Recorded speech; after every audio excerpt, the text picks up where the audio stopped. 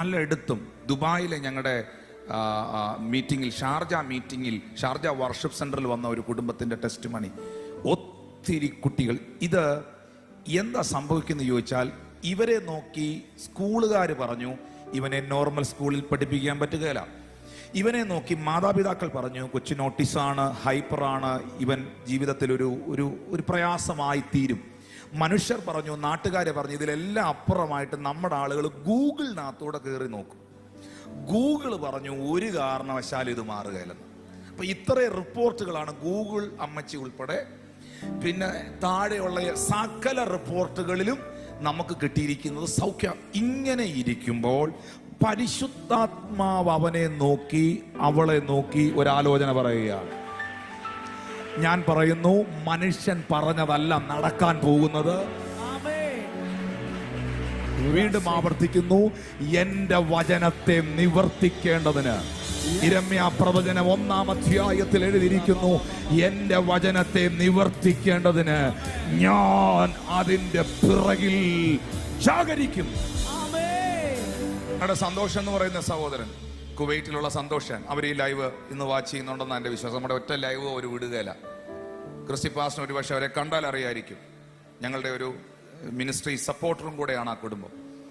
സന്തോഷാന മോന് ഓട്ടിസം ആയിരുന്നു. ഈ കൊച്ചിനെയും കൊണ്ട് പ്രാർത്ഥിപ്പിക്കാൻ അത് നമ്മുടെ സോഷ്യൽ മീഡിയയിലൊക്കെ വന്നതാണ്. അവിടുത്തെ കുവൈറ്റ് ഹോസ്പിറ്റലുകാരെല്ലാം സർട്ടിഫൈ ചെയ്തു കുഞ്ഞിന് ഓട്ടിസം ആണ്, അവൻ നോർമൽ സ്കൂളിൽ പഠിക്കത്തില്ല.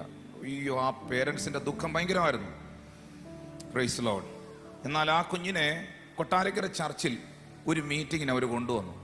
പക്ഷെ അവർ കൊണ്ടുവന്ന ദിവസം ഭയങ്കര റഷുള്ള തിരക്കുള്ള ഒരു സമയമായിരുന്നു.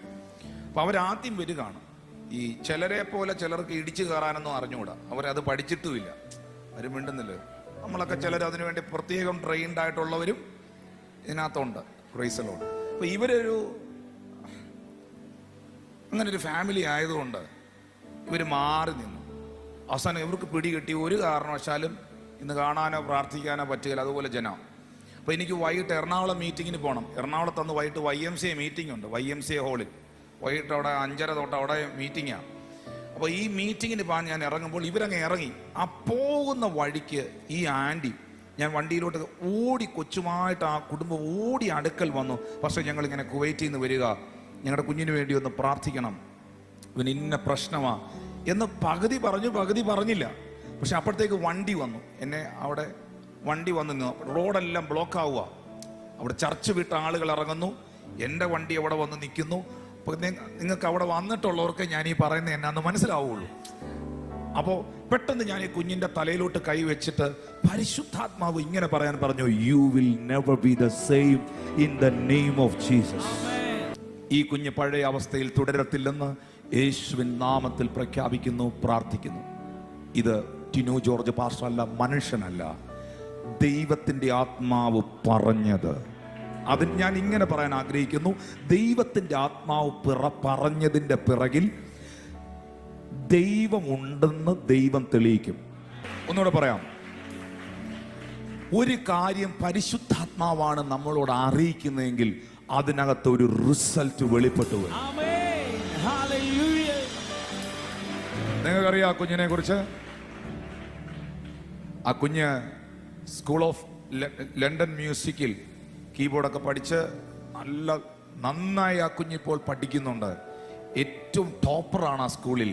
കീബോർഡ് ഞാൻ വീട്ടിൽ ചെന്നപ്പോൾ, ഞാൻ ഈ കഴിഞ്ഞ തവണ സന്തോഷാൻ്റെ വീട്ടിൽ കുവൈറ്റിലെ വീട്ടിൽ ചെന്നപ്പോൾ അവൻ കീബോർഡ് വായിച്ച് എൻ്റെ കൂടെ ഇരുന്ന് ബ്ലെസ്സഡ് ഓൾ മൈ സോൾ ആ പാട്ട് എൻ്റെ കൂടെ ഇരുന്ന് കീബോർഡ് വായിച്ച് പാടി ഞങ്ങൾ രണ്ടുപേരും കൂടെ ഇരുന്ന് ദൈവത്തെ ആരാധിച്ചു.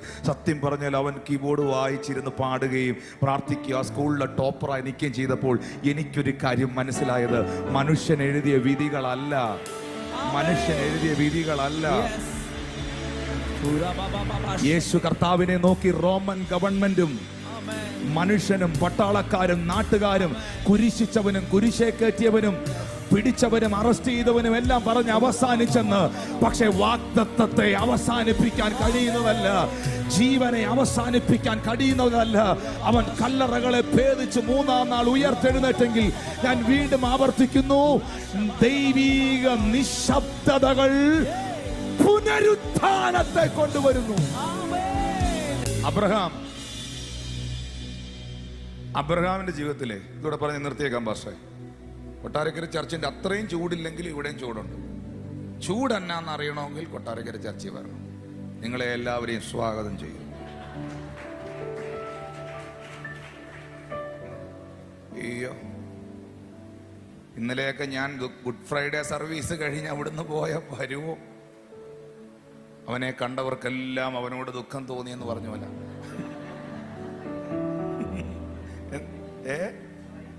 അതാ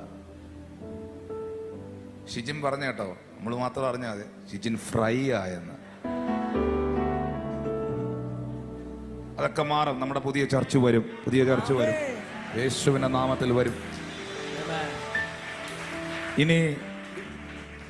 ഇനി ഇതൊന്നും അല്ല നിങ്ങൾ മനസ്സിലാക്കേണ്ടത്. ഇത്രയും കൊടുംചൂടത്ത്, ഇത്രയും ചൂടുള്ളപ്പം അവിടെ വന്നിരിക്കുന്ന ദൈവമക്കൾ അവരാണ്. ഞാൻ എപ്പോഴും ഓർക്കും, കൊട്ടാരക്കര ചർച്ചിൽ ഇത്രയും ആ ചൂടത്ത് വന്നിരിക്കുന്ന ഈ വചനം കേട്ട് മുഴുവൻ മീറ്റിങ്ങും കഴിഞ്ഞ് പോകുന്ന എൻ്റെ ചങ്ക, അവരൊക്കെ ചങ്ക്.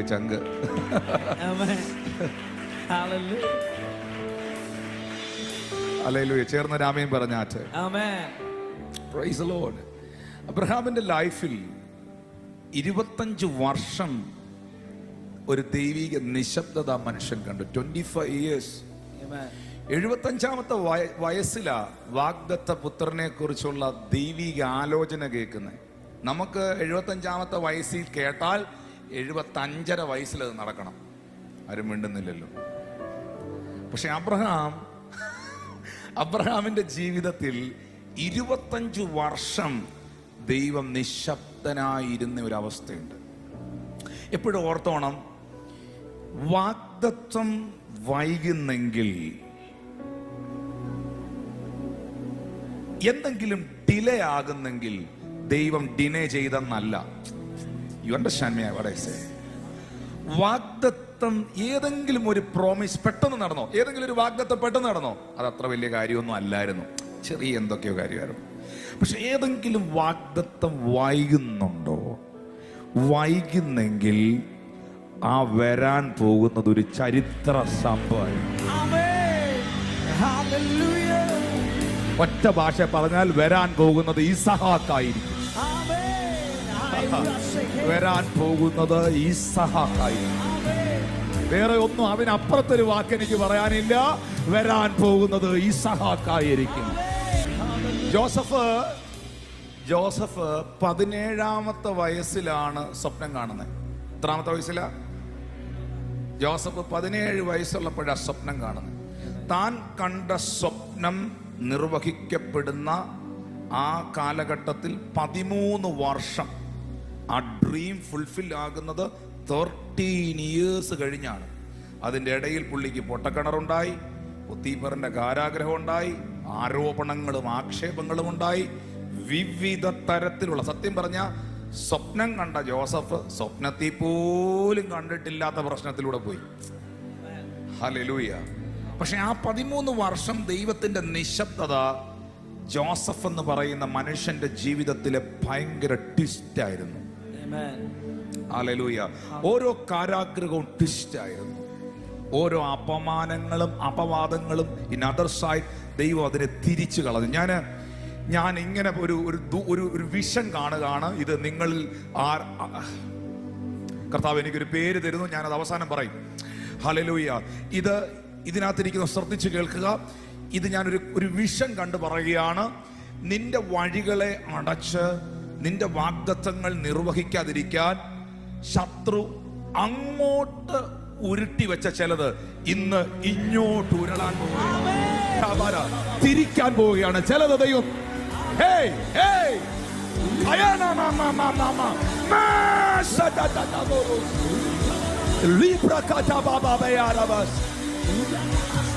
Rantana Mayantololobos.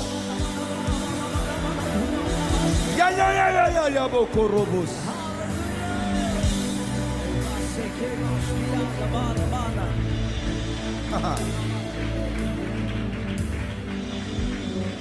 ശത്രു അങ്ങോട്ട് ഉരുട്ടി വെച്ച ചിലത്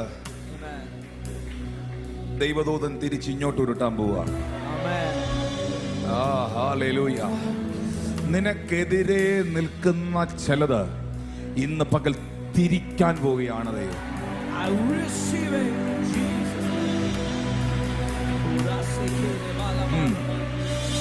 ദൈവം തിരിവ് കൊണ്ടുവരുവോ? തിരുവനന്തപുരമേ ദൈവം തിരിവ് കൊണ്ടുവരുവോ? തിരിവ് കൊണ്ടുവരുവോ? തിരിവ് തിരിവ് തിരിവ്.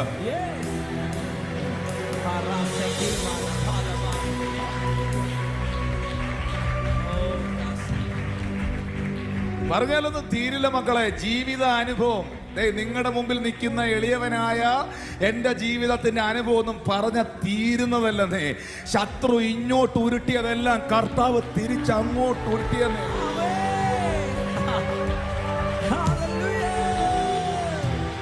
മുഴുവൻ ടിസ്റ്റ, മുഴുവൻ ടിസ്റ്റ,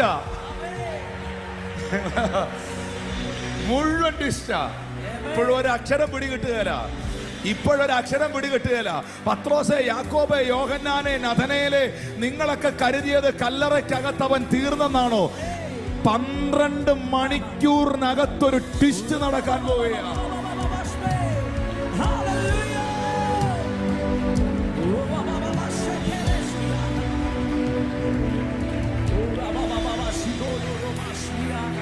ഒറ്റ രാത്രി കഴിഞ്ഞു.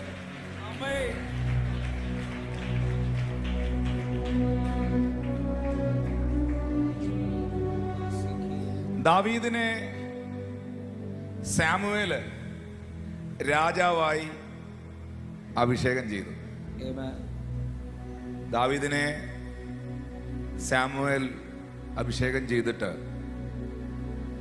ദാവീദ് ആ സ്ഥാനത്തേക്ക് എത്താൻ 15 വർഷം ദൈവത്തിന്റെ സമയത്തിന് വേണ്ടി വെയിറ്റ് ചെയ്തു. David 15 years, Joseph 13 years, Abraham 25 years. നിങ്ങളുടെ ഒന്നും കേസ് അത്രയും പോകുമെന്ന് എനിക്ക് തോന്നുന്നില്ല. മോസസ് 40 years, 40 വർഷം. നിങ്ങൾ നോക്കിയേ, ഇവരാരെങ്കിലും പരാജയപ്പെട്ടോ? ഫറവോൻ അതിശക്തമായി പ്രവർത്തിക്കുമ്പോൾ മോശ പല മേഖലയിലും ശാന്തനായിരുന്നു. മോശയ്ക്കും മോശയുടെ ശുശ്രൂഷയ്ക്കുമെതിരെ കൂട്ടത്തിലുള്ളവർ തിരിയുമ്പോഴും പൂഴിമണ്ണിൽ നെടുമ്പാട് വീണ് കടന്ന് ദൈവത്തോട് പ്രാർത്ഥിക്കുന്ന ഒരു മോശയെ നിങ്ങൾക്ക് കാണാൻ കഴിയുന്നുണ്ട്.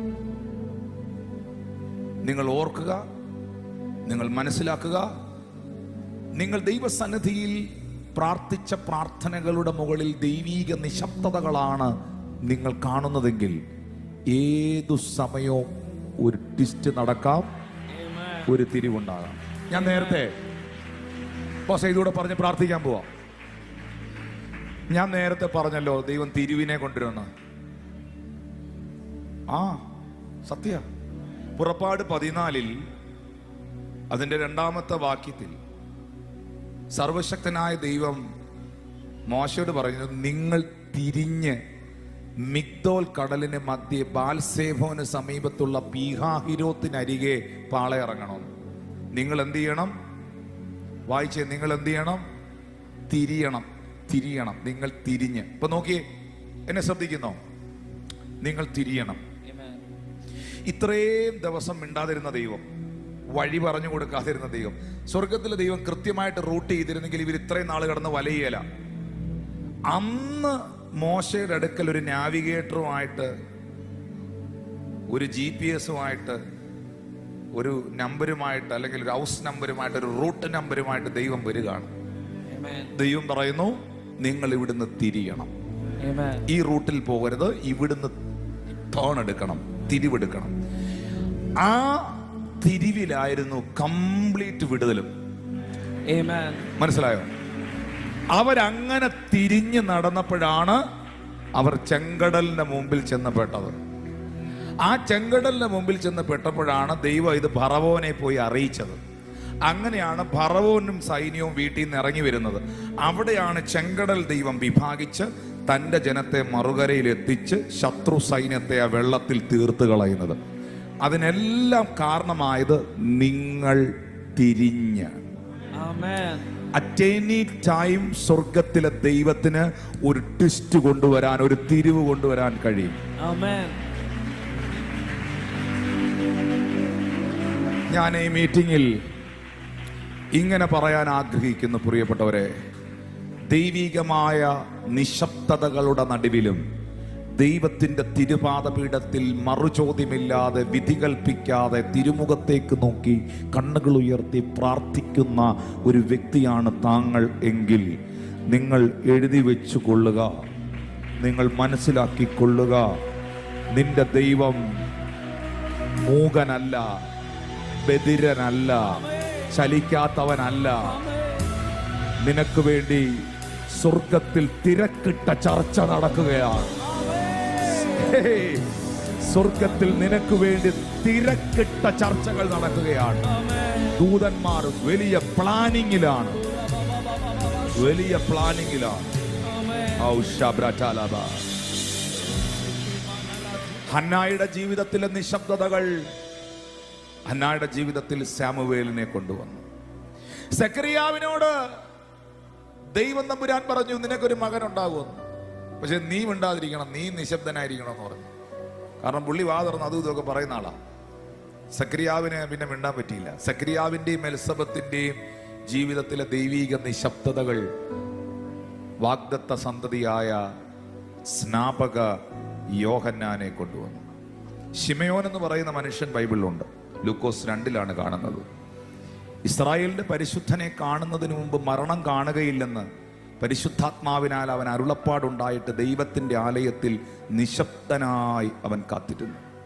പക്ഷേ നമുക്കറിയാം, താൻ മരിക്കുന്നതിന് മുൻപ് യേശു കർത്താവിനെ കയ്യിലെടുത്ത് ലൂക്കോസ് 2:25-26 വാക്യങ്ങൾ വായിക്കുമ്പോൾ നമുക്ക് കാണാൻ കഴിയുന്നുണ്ട്. ശിമയോൻ ആ കുഞ്ഞിനെ കയ്യിലെടുത്ത് ദൈവത്തെ സ്തുതിച്ചു, ദൈവത്തെ പുകഴ്ത്തി. പ്രിയപ്പെട്ടവരെ, യേശുവിനെ കല്ലറയിൽ, because of time I want to finish this service. യേശു കർത്താവിനെ കല്ലറയിൽ അടക്കിയ 2-ാം ദിവസം ശനിയാഴ്ച, നിശബ്ദ ശനിയാഴ്ച. മനസ്സിലാക്കുക, ആ ശനിയാഴ്ചയായിരുന്നു പുനരുത്ഥാനത്തിന് മുൻപ്, ഉയർപ്പിന് മുൻപ് സ്വർഗത്തിലെ ദൈവം മുഴുവൻ കാര്യങ്ങളെയും സ്വർഗത്തിൽ സെറ്റ് ചെയ്ത ശനിയാഴ്ച. ഇങ്ങനെ പറഞ്ഞ് അവസാനിപ്പിക്കുന്നു. പ്രവാചകനായ ഹബക്കൂക്ക് ദൈവിക നിശബ്ദതയെ ചോദ്യം ചെയ്തെങ്കിലും ദൈവം മറുപടി നൽകുന്നവനാണെന്നും ഉത്തരമരുളുന്നവനാണെന്നും ദൈവം തമ്പുരാൻ തെളിയിച്ചു. ഇന്നിവിടെ പ്രാർത്ഥിക്കുന്നവരൊന്ന് കൈകൾ ഉയർത്തിയേ. ഞാൻ കർത്താവിൻ്റെ ദാസൻ എന്ന നിലയിൽ ലൈവിൽ എന്നെ കാണുന്നവരോടും ഈ ചർച്ചിൽ എന്നെ ശ്രദ്ധിക്കുന്നവരോടും പറയുന്നു, നിങ്ങളുടെ ജീവിതത്തിൽ ഒരു വലിയ ട്വിസ്റ്റ്, ഒരു വലിയ തിരിവ് ഈ ദിവസങ്ങളിൽ സംഭവിക്കാൻ പോവുകയാണ്. ശത്രു ഇങ്ങോട്ടുരുട്ടി വെച്ചതിനെ കർത്താവ് തിരിച്ച് അങ്ങോട്ട് ഉരുട്ടി മാറ്റുന്ന ഒരു സാഹചര്യം ഉണ്ടാകാൻ പോവുകയാണ്. ഇവിടം കൊണ്ടെല്ലാം കഴിഞ്ഞു, എല്ലാം അവസാനിച്ചു എന്ന് ചിന്തിച്ചെടുത്ത് ഒരു സെലിബ്രേഷൻ ഉണ്ടാകാൻ പോവുകയാണ്. ചില മക്കളക്കാര്യത്തെ മറിയമാർ ഓടിച്ചെന്ന് വാതിലിൽ മുട്ടിയിട്ട് പറയാൻ പോവുകയാണ്, അവൻ അവിടെ ഇല്ല, അവൻ ഉയർത്തെഴുന്നേറ്റിരിക്കുന്നു, അവൻ ഉയർത്തെഴുന്നേറ്റിരിക്കുന്നു. എല്ലാവരും ഒന്ന് എഴുന്നേറ്റ് നിന്നാട്ടെ. ഞാൻ നിങ്ങൾക്ക് വേണ്ടി പ്രാർത്ഥിക്കാൻ പോവുകയാണ്. അതരങ്ങൾ തുറന്ന് ദൈവത്തോട് ചില മിനിറ്റുകൾ പ്രാർത്ഥിക്കാൻ തുടങ്ങിയാട്ടെ. ശബ്ദമുയർത്തി പ്രാർത്ഥിക്കാൻ തുടങ്ങിയാട്ടെ. വായ്കൾ തുറന്ന് പ്രാർത്ഥിക്കാൻ തുടങ്ങിയാട്ടെ. Father, we love you Jesus. കണ്ണുകൾ അടച്ച് അന്യഭാഷകളിൽ പ്രാർത്ഥിക്കാൻ തുടങ്ങിയാട്ടെ. ആ കൈകളൊന്ന് ഉയർത്തിപ്പിടിച്ച് ഈ ഓൺലൈനിൽ ലൈവിൽ ഞങ്ങളെ കാണുന്നവർക്ക് വേണ്ടി ഒന്ന് പ്രാർത്ഥിക്കാൻ ആഗ്രഹിക്കുക. ഇത് നിങ്ങളോടുള്ള സന്ദേശമാണ്. ഇതെന്നെ കാണുന്ന ഈ പ്രിയ മക്കളുമാരോടുള്ള സന്ദേശമാണ്. ഓശാനയുടെ ആർപ്പുവിളികളും ആരവാരങ്ങളും യേശുവിനെ അടക്കിയ 2-ാം ദിവസം ആ ശനിയാഴ്ചയിൽ ഉണ്ടായിരുന്നില്ല. ക്രൂശീകരണത്തിന്റെ ദിവസത്തിൽ ഉണ്ടായിരുന്ന ആൾക്കൂട്ടവും ബഹളവും ആ നിശബ്ദ ശനിയാഴ്ചയിൽ ഉണ്ടായിരുന്നില്ല. ഉയർപ്പിന്റെ പൊൻപുലരിയിലുണ്ടായ സെലിബ്രേഷൻസ് ഒന്നും ആ നിശബ്ദ ശനിയാഴ്ചയിൽ ഉണ്ടായിരുന്നില്ല. ഏതാണ്ടൊക്കെ എല്ലാം അവസാനിച്ച മട്ടിലാണ് ശിഷ്യന്മാരും കൂട്ടവും. പക്ഷേ ആ ശനിയാഴ്ച സ്വർഗത്തിൽ തിരക്കിട്ട ചർച്ചയാണ്. സ്വർഗത്തിൽ വലിയ ബിസിയാണ്. കാരണം അടുത്ത ദിവസം തന്റെ പുത്രൻ ഉയർക്കപ്പെടാൻ പോവുകയാണ്. അടുത്ത ദിവസം വാഗ്ദത്തം നിവർത്തിക്കപ്പെടാൻ പോവുകയാണ്. അടുത്ത ദിവസം ക്രിസ്ത്യാനിത്വത്തിന് അടിസ്ഥാനം വീഴാൻ പോവുകയാണ്. കല്ലറകളെ ഭേദിച്ചുകൊണ്ട് താൻ 3-ാം ദിവസം ഉയർത്തെഴുന്നേൽക്കാൻ പോവുകയാണ്. പ്രിയമുള്ളവരെ, അബ്രഹാമിന്റെ ജീവിതത്തിലെ 25 വർഷത്തെ ദൈവീക നിശബ്ദത ഇസഹാക്കിനെ കൊണ്ടുവന്നെങ്കിൽ, ജോസഫിന്റെ ജീവിതത്തിലെ 17 വർഷത്തെ ദൈവീക നിശബ്ദത ജോസഫിനെ ആ രാജ്യത്തിന്റെ പ്രഥമ പുരുഷനാക്കി ദൈവം മാറ്റിയെങ്കിൽ, ദാവീദിന്റെ ജീവിതത്തിലെ ആ 13 വർഷത്തോളമുള്ള ദൈവീക നിശബ്ദത ദാവീദിനെ അത്ഭുതമാക്കി മാറ്റിയെങ്കിൽ, മോശയുടെ ജീവിതത്തിലെ 40 വർഷത്തെ ചില ദൈവിക നിശബ്ദതകൾ ദൈവിക വാഗ്ദത്തത്തെ നിവർത്തീകരിച്ചെങ്കിൽ, ദൈവം ചില കാര്യങ്ങളിൽ ഡിലേ ആകുന്നത് നിന്നെ ഡിനൈ ചെയ്തു എന്നല്ല, ചിലത് വൈകുന്നത് നിന്റെ ജീവിതത്തിന്റെ വിടുതലിന് വേണ്ടിയിട്ടാണ്. ഹബക്കൂക്ക് 1-ാം അധ്യായത്തിൽ ചോദിച്ചു, നീ എന്തുകൊണ്ട് ശബ്ദിക്കുന്നില്ല, മിണ്ടുന്നില്ല, പ്രവർത്തിക്കുന്നില്ല? പക്ഷെ 2-ാം അധ്യായത്തിൽ യഹോവ അവന് ഉത്തരമരുളി. അവനെ ദൈവീക നിശബ്ദതയുടെ 1-ാം അധ്യായം കൊണ്ട് തീരുന്നതല്ല നിങ്ങളുടെ ജീവിതത്തിന്റെ ചരിത്രം. ഈ നിശബ്ദതയുടെ മറുപടിയില്ലായ്മയുടെ ഈ താള് ഇന്ന് പകൽ ദൈവം മറിക്കുകയാണ്. ദൈവിക മറുപടിയുടെ ഒരു 2-ാം അധ്യായം നിങ്ങളുടെ മുമ്പിൽ തുറക്കുകയാണ്. ആരാധനയുടെ സെലിബ്രേഷന്റെ ഒരു 3-ാം അധ്യായത്തിലേക്ക് ഈ ദിവസങ്ങളിൽ പരിശുദ്ധാത്മാവ് നിങ്ങളെ കൈ പിടിച്ച് കയറ്റാൻ പോവുകയാണ്. ഞാൻ നിങ്ങളെ അനുഗ്രഹിക്കുന്നു. ഞാൻ നിങ്ങളെ ബ്ലസ് ചെയ്യുന്നു യേശുവിന്റെ നാമത്തിൽ. Thank you for watching the live. ഞാൻ ഒരു പ്രൊഫറ്റിക്കൽ മിനിസ്ട്രിയിലേക്ക്, ഒരു ഡെലിവറൻസ് മിനിസ്ട്രിയിലേക്ക് പ്രവേശിക്കുകയാണ്. Thanks for watching the live.